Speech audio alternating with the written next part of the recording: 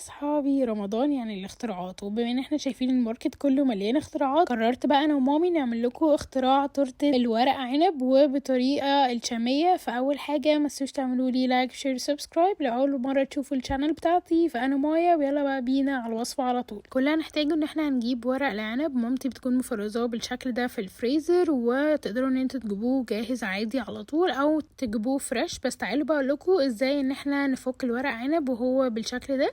كل اللي هحتاجه ان انا هحطه عندي في اي حله او في اي طبق عادي خالص، وهبدا انزل عليه بميه مغليه. انا طبعا الورق عنب ده سلقينه قبلها، لما جينا نشتريه سلقناه وشلناه بالطريقه دي عشان يبقى جاهز على طول على السوا. فلو هتجيبوه فريش ما تنسوش ان انتوا طبعا تسلقوه بالطريقه العاديه.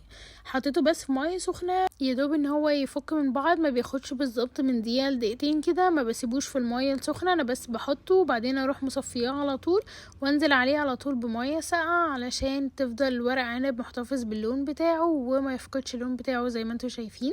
وبعدين هنا حطيت عليه ميه جاريه وهي بتكون طبعا ميه ساقعه عاديه من الحنفيه. وبصوا الورقه، كل ورقه بقت عامله ازاي، اتفكت بطريقه سهله قوي. تعالوا بقى نقول لكم المكونات، هكتبها لكم كلها تحت في الكابشن، فما تنسوش ان انتوا تروحوا تشوفوها، هتلاقوها في صندوق الوصف تحت. كل اللي هحتاج هنا كوبايه ونص من الرز المصري بتاعنا العادي خالص، وهبدا انزل عليه بقى بالمكونات بتاعتي. مكونات كلها سهله وبسيطه، والوصفه دي ممكن تعملوها قبل الاذان على طول، بجد سهله قوي.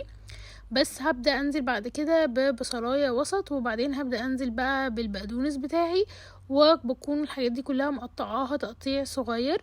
هنزل بالتوابل، هحط هنا البابريكا، شوية من الملح، معلقة صغيرة من كل حاجة من الحاجات دي، وطبعا الكمون دي حاجة اساسية. هجيب الليمون وهبدأ ان انا اقطع كمية محترمة كده من الليمون، ممكن 4 ليمونات او حاجة. وبعدين هبدأ بقى انزل بباقي المكونات، هحط هنا 3 معالق كبار من الليمون او عصير الليمون، وزيهم 3 معالق كبار من دبس رمان. الليمون ودبس رمان هنا عندي هما اساسيين جدا في الوصفة دي. اللي بيحب بقى ورق عنب المزز ده اللي هو بيكون الشامي ده بيبقى حلو قوي. واحط عليهم 3 معالق كبار من زيت الزيتون، وهنزل بشوية من النعناع بيدي طعم خطير. واخر حاجة حطيتها هي التوم، وهقلب الميكس ده كله مع بعض قبل اخر اضافتين هحطهم. هحط هنا معلقتين كبار من معجون الطماطم اللي هي الصلصة.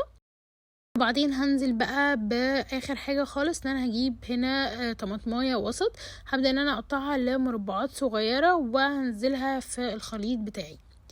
كده جاهز بقى الرز بتاعي، بيكون بجد خطير، شكله حلو قوي وطعمه تحفه.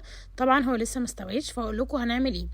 هنسوي رز لوحده علشان عقبال ما الرز يستوي هقول لكم هنعمل ايه في ورق العنب. حطيته في حله الرز على طول، ممكن تسووه على النار او تسووه زي ما انا عملت في حله الرز لو عندكم، وما عندكوش سووه عادي زي ما بتسووا الرز العادي. هجيب الحله اللي انا هعمل اشتغل فيها، دي حله حجمها صغير شويه، وبدات بقى ان انا ارص الورق بتاع الورق عنب تحت هنا في القعر زي ما انتم شايفين، وحطيت طبقه وحته بسيطه كده في النص عشان تمسكوا شويه. وبعدين هبدأ ان انا اكمل بقية الرص بتاع الورق عنب زي ما انتوا شايفين كده.